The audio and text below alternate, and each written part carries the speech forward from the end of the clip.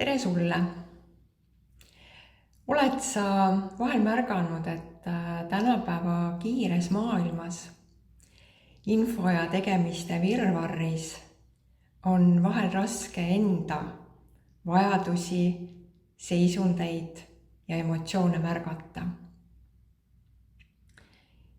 Ja ongi nii, et inimestel on üha rohkem stressi, ärevust, pingeid, läbipõlemist ja ka sõltuvushäireid. Põhjuseks on tihtipeale see, et tegelikult ei osata oma seisundeid ja emotsioone juhtida, oma stressi juhtida. Ja siin ei ole tegelikult vaja kedagi süüdistada, sest see ei ole oskus, millega me siia oleme sündinud.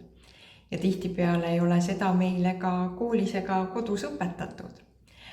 Aga seda on võimalik õppida ja omandada. Minu nimi on Reet Hindus ja ma olen EFT 3. astme praktik, koolitaja, nõustaja ja muutuste aktiveerija.